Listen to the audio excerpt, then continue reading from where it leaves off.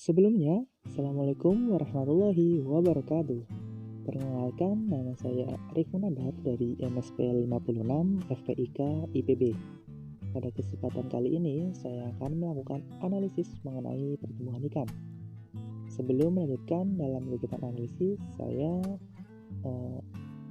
akan berganti kostum terlebih dahulu. Ya, baik, saya sudah berganti kostum dan mari kita lanjutkan kegiatannya. Jadi, pada kesempatan kali ini kita membutuhkan alat dan bahan berupa styrofoam, kemudian 2 ekor ikan beserta wadahnya. Alat selanjutnya yang kita butuhkan adalah timbangan digital. Selanjutnya ada satu set alat bedah. Kemudian ada trash bag, ada kain lap, tisu sebanyak 1 gulung, kemudian ada botol sampel sebanyak 2 buah, ada spidol permanen, ada penggaris sebanyak 2 buah, ada solasi kertas, ada peniti, ada benang jahit, dan yang terakhir ada formalin dengan kadar 10%. Langkah selanjutnya adalah kita menimbang ikan. Nah, ikan ini ditimbang terlebih dahulu untuk mengetahui bobot totalnya. Namun, harus dipastikan bahwa ikan yang kita timbang telah dibersihkan terlebih dahulu menggunakan tisu agar terbebas dari air ataupun lendir yang menempel. Jadi, bobot ikan yang kita analisis adalah 190 gram. Bobot yang kita dapat dituliskan pada sheet yang telah disediakan. Langkah selanjutnya yang harus kita lakukan adalah melakukan pengukuran dari panjang ikan. Nah, pengukuran ini dibantu menggunakan 2 buah penggaris. Untuk pengukuran panjang sendiri, pastikan ujung mulut ikan berada di ujung penggaris. Dan untuk panjang-panjang yang kita ukur, yang pertama itu ada panjang total, kemudian ada panjang cagak, dan yang terakhir ada panjang baku. Data-data yang telah kita dapatkan tentu saja dapat kita tuliskan pada sheet yang telah disediakan. Langkah selanjutnya kita akan melakukan dokumentasi dari ikan yang kita amati. Dalam hal ini adalah ikan bawal. Untuk melakukan sesi dokumentasi, kita membutuhkan bantuan berupa peniti untuk menegakkan sirip-sirip dari ikan bawal.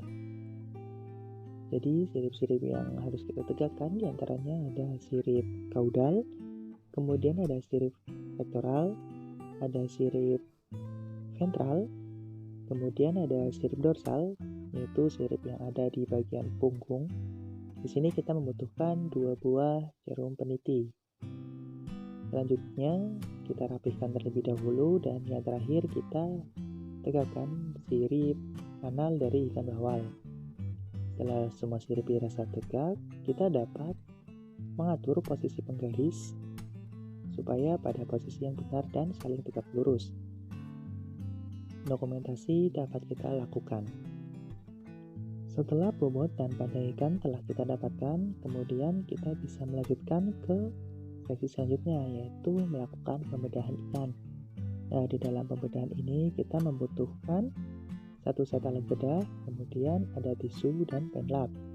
Untuk alat bedah yang kita gunakan yaitu ada gunting, baik gunting bengkok maupun gunting lurus. Kemudian ada spatula dan ada penusuk. Jadi pertama-tama kita harus bersihkan kembali ikan bawal dari air ataupun lendir yang ada. Hal ini bertujuan untuk memudahkan dalam kegiatan pembedahan.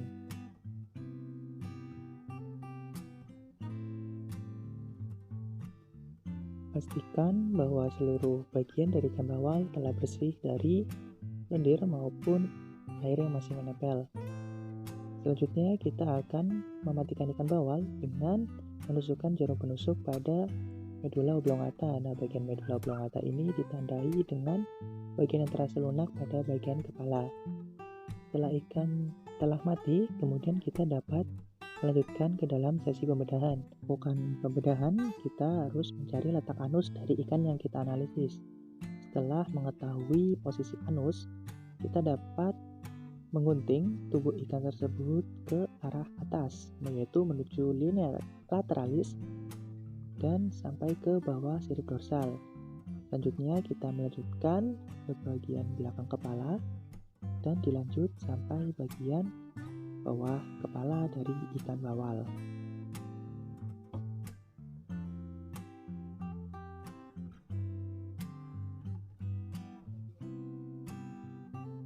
Di sini juga kita membutuhkan pisau bedah untuk memudahkan dalam menyayat bagian atas daging dari ikan bawal. Nah, karena ikan bawal sendiri bagian perutnya dilindungi oleh duri-duri yang lumayan keras, di sini kita dapat menggunakan gunting untuk memotong duri-duri tersebut dalam memudahkan kegiatan pembedahan kali ini.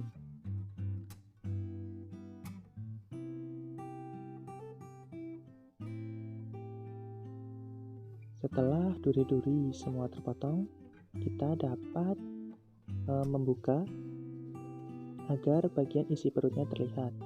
Lakukan secara perlahan dan hati-hati supaya bagian isi perut dari ikan bawal ini tidak ada yang rusak. Lakukan hal ini secara hati-hati. Dan di sini juga kita membutuhkan spatula untuk meminimalisir dari adanya kerusakan dari perut ikan bawal.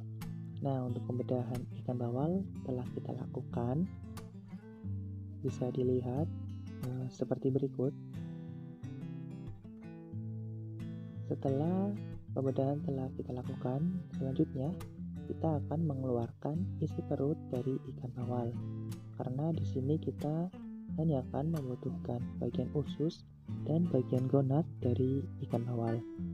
Di dalam menguraikan isi perut tentunya kita harus hati-hati agar bagian-bagian yang kita inginkan tidak ada yang rusak, terutama bagian usus yang rentan akan terjadinya putus.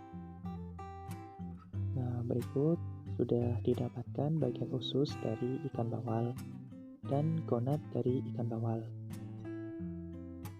Nah, dalam hal ini pembedahan telah kita selesai lakukan. Selanjutnya kita akan melanjutkan ke dalam sesi dokumentasi. Di dalam sesi dokumentasi, sama halnya kita membutuhkan alat-alat seperti dokumentasi sebelumnya. Namun yang membedakan dalam kegiatan dokumentasi ini, kita tidak membutuhkan bantuan jarum pentul.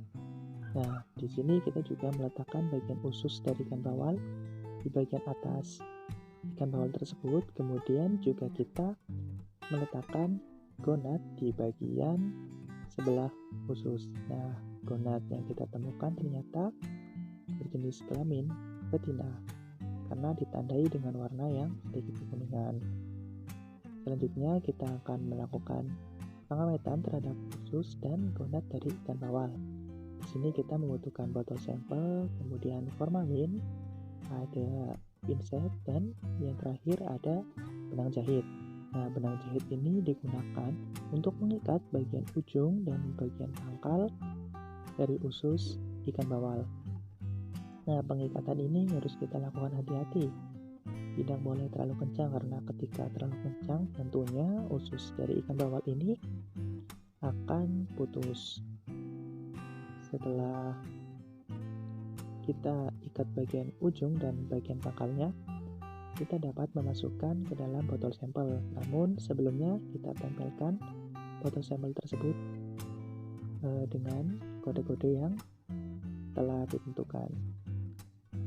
Jadi kita masukkan cairan formalin dengan kadar 10% ke dalam botol sampel, baik itu untuk botol sampel gonad maupun untuk botol sampel usus.